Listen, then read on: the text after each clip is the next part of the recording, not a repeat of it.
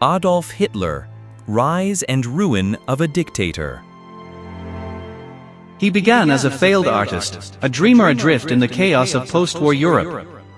Yet within 2 decades, Adolf Hitler would become one of the most powerful and feared men on earth. He would ignite the most devastating war in human history, lead a nation into darkness, and leave behind a legacy of destruction, horror, and unanswered questions. But how does such a man rise from obscurity to omnipotence? And how does such a rise ultimately collapse in fire and silence? This is the story of Adolf Hitler, from his rise to absolute power to his ruin in a Berlin bunker. A man who shaped the 20th century not with vision or morality, but with fear, fire, and death. Born on April 20, 1889 in Braunau am Inn, a small town on the Austrian-German border, Hitler's childhood gave few hints of the future tyrant. His father, Alois, was stern and domineering, while his mother, Clara, was affectionate and nurturing.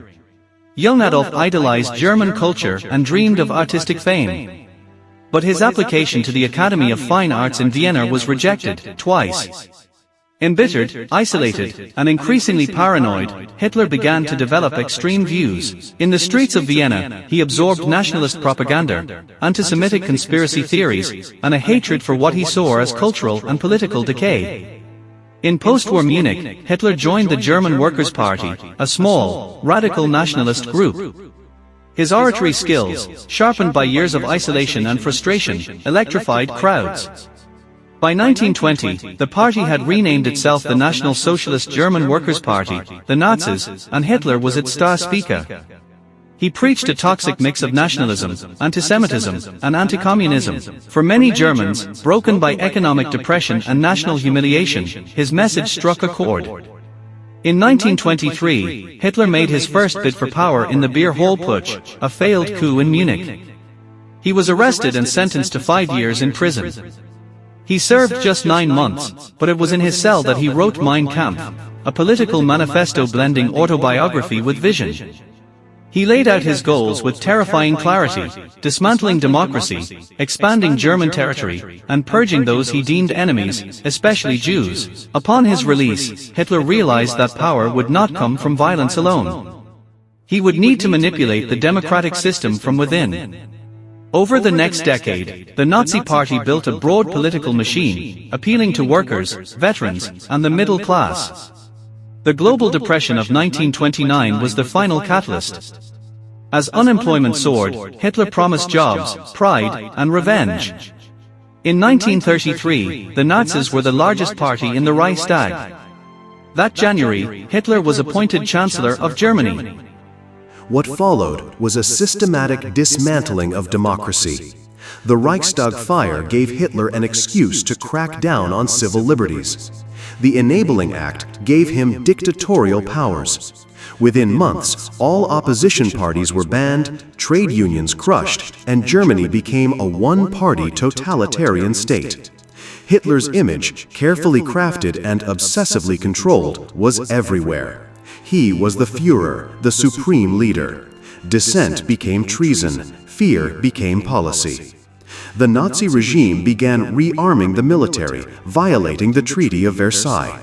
It initiated massive public works projects like the Autobahn to reduce unemployment. But beneath the surface, terror ruled. The Gestapo hunted political opponents. Concentration camps like Dachau were opened. Jews were stripped of rights, citizenship, and protections. Anti-Semitic laws escalated into violent pogroms, most notably Kristallnacht in 1938, when synagogues were burned, shops destroyed, and thousands arrested. On the international stage, Hitler tested the resolve of Europe. He annexed Austria in 1938 in the Anschluss, then demanded the Sudetenland from Czechoslovakia. The Munich Agreement, championed by Britain's Neville Chamberlain, handed it to him in the name of peace. Hitler saw this as weakness. In March 1939, he invaded the rest of Czechoslovakia. In September, with a secret deal struck with Stalin's Soviet Union, he invaded Poland. Britain and France finally declared war. World War II had begun. Hitler's early conquests were swift and brutal. Poland fell in weeks. In 1940, he launched a lightning war, blitzkrieg, across Western Europe. Denmark, Norway, the Netherlands, Belgium, and France collapsed. Paris fell. Britain stood alone. The Battle of Britain in the Skies was the first major Nazi defeat. But the war had expanded, and Hitler was not done. In 1941, against the advice of many generals, Hitler launched Operation Barbarossa, the invasion of the Soviet Union. It was the largest military operation in history. At first, it succeeded. Millions of Soviet troops were captured. But the harsh Russian winter, long supply lines, and fierce resistance turned the tide. Hitler had opened a second front, and with it, sealed Germany's doom. As the war dragged on, the Nazis intensified their racial war. The Holocaust, the industrial-scale genocide of European Jews, unfolded in camps like Auschwitz, Treblinka, and Sobibor. 6 million Jews were murdered, along with millions of Romani, disabled people, Slavs, and others. It was evil on a scale the world had never seen. Though Hitler never directly signed the orders, the machinery of death operated under his authority and ideology. The final solution was his vision made real. Back on the battlefield, Hitler's decisions became increasingly erratic. He refused to allow retreats. He sacked generals. He obsessed over minutiae while the Allies advanced from the west and the Soviets closed in from the east.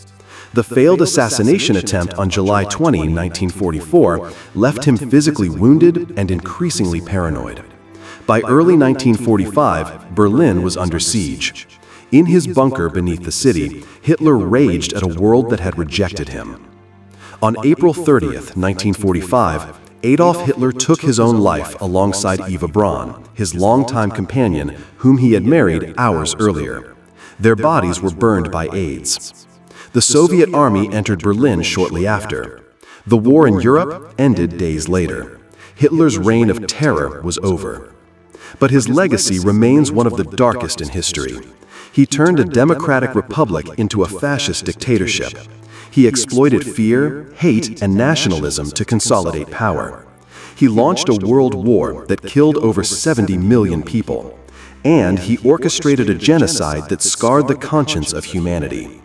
To understand Hitler is not to sympathize, but to recognize how dangerous unchecked power, propaganda, and scapegoating can become. He was not a monster born of mythology. He was a man, deeply flawed, filled with rage and ambition, who exploited a moment in history with devastating results.